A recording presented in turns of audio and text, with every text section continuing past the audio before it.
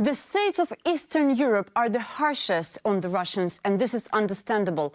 The difficult experience of Soviet occupation has convinced the Baltic states and Poland that Russia is an empire of evil. In principle, you don't have to stretch your imagination to come to this conclusion. Let me remind you that in September 1939, the USSR invaded Poland. A month before that, Moscow had signed with Nazi Germany a non-aggression pact and a treaty regarding allyship and borders with secret protocols embedded within. According to these protocols, Finland, Estonia, Lithuania and Latvia were defined as spheres of interest of the USSR. And in 1940, the annexation, or as Kremlin liked to say, the joining of territories, was carried out against their will. The actions of the Russian army in Ukraine painfully remind the people of Eastern Europe of their history. For a huge number of families here in Latvia, stories about the crimes of the Soviet regime are passed down from generation to generation. And all of this is to be borne in mind when considering the reaction of Russia's neighbors to the current crisis. Stop issuing tourist visas to Russians. Visiting Europe is a privilege, not a human right. Air travel from Russia is shut down. It means while Schengen countries issue visas, neighbors to Russia carry the burden. Finland, Estonia, Latvia, sole access points. Time to end tourism from Russia now. The head of the Estonian government, Kaja Kallas, was the first to say that visiting Europe is a privilege, not a human right.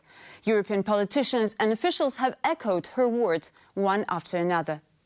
Against the backdrop of Russia's catastrophic war in Ukraine and the history of Russian and Soviet crimes in all the places they were able to reach, the temptation to punish all holders of Russian passports can be perhaps regarded as something natural as the last drop of patience ran out.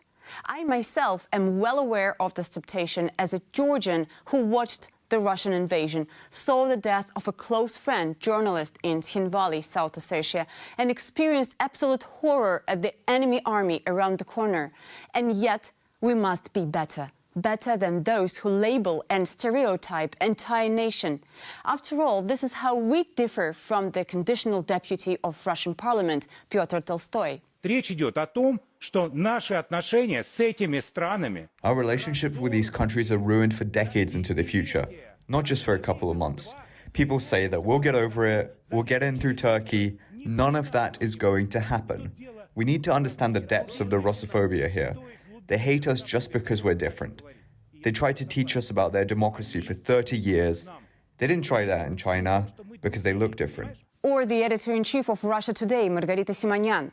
Ну что же, Европа, честно скажи, не молчи. In Europe, honestly, Russians are undoubtedly the new Jews. No one can deny it. Just because of our national characteristics, because of where we were born, we are branded as outcasts and pariahs and are being flooded with sanctions, economic turmoil, hunger, and anything else you can think of. They want to stop us from even existing.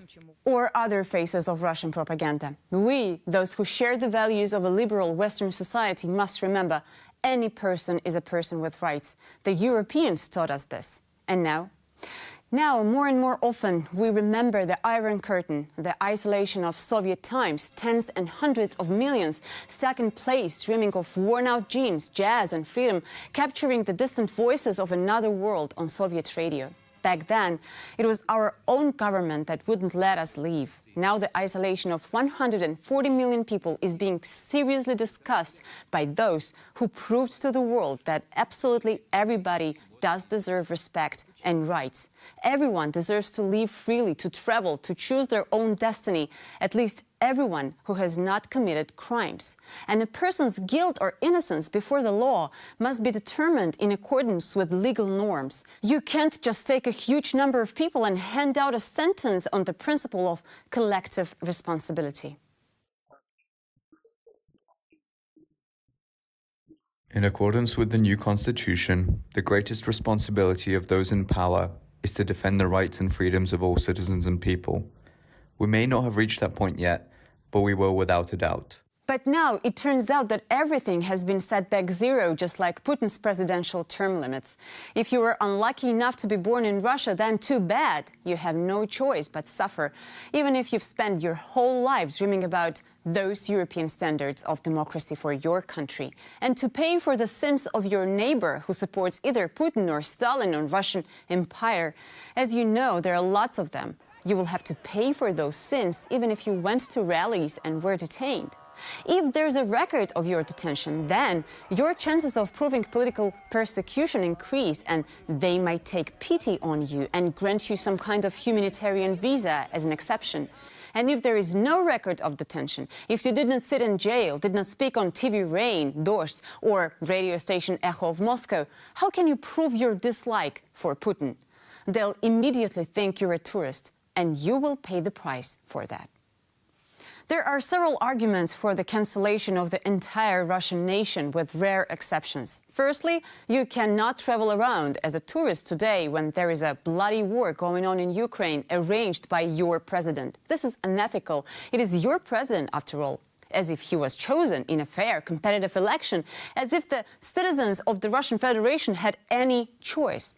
Opposition leaders are sitting in jail. Another opposition leader was murdered.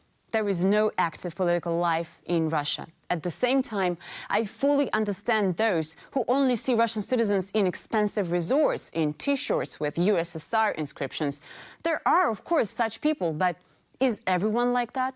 And how can you distinguish decent people from despicable people? How do you identify those who live on a short-stay visa, but not just to party in Biarritz? We know that, after all, many asylum seekers do leave on tourist visas and then request new documents. Another argument is that if the Russian people have not overthrown Putin, then they should be all held responsible for these actions.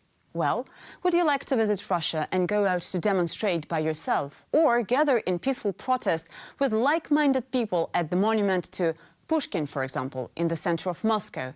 Not really? Are you afraid of ending up in prison? Well, your suspicions would be well-founded. People in Russia tried to protest before the start of the war, and here's how it went.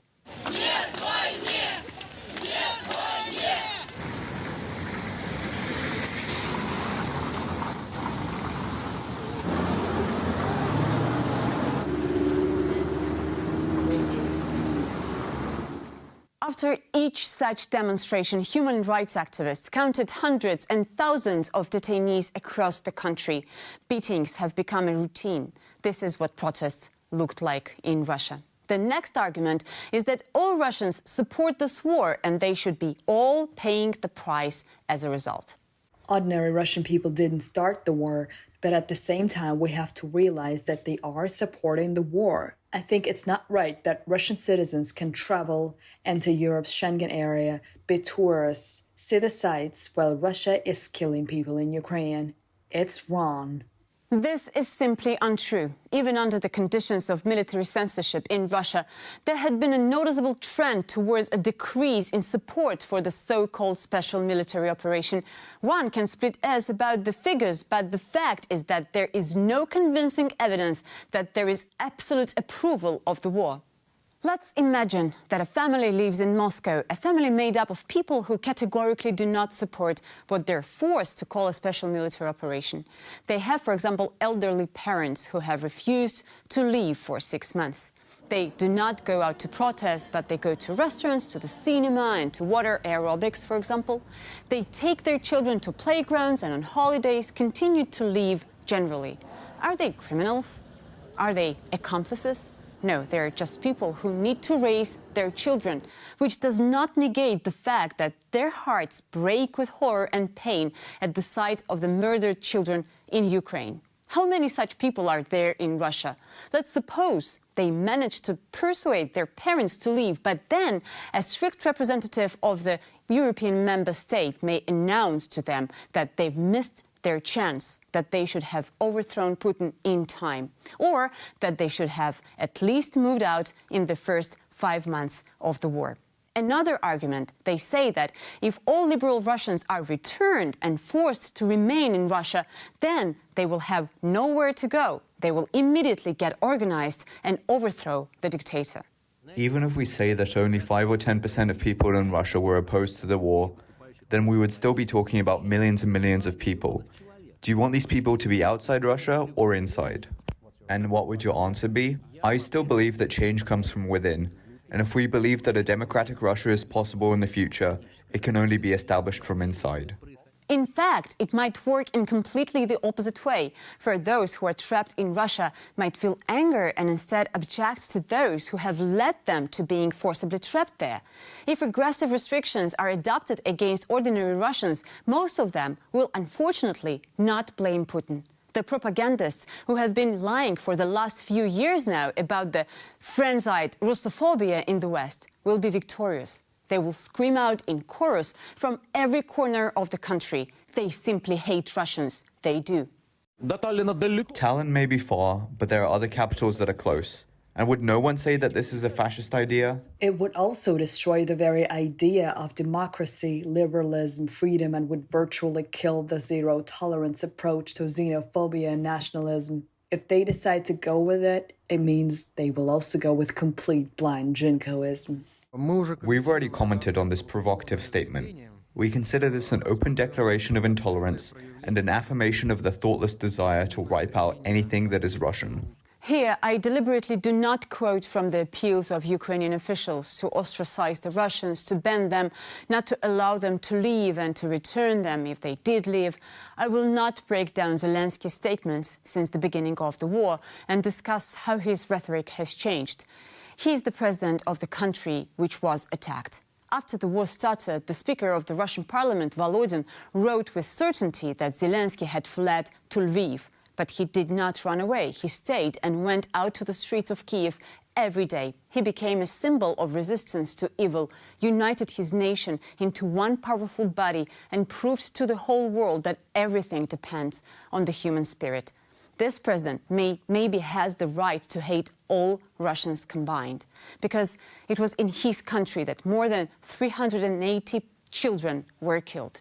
It is he who looks into the eyes of parents and has to look over the fresh mass graves where his citizens, including civilians, are buried. That's his duty. Let's talk about Zelensky's political progression, his possible mistakes and controversial statements after this nightmare is over.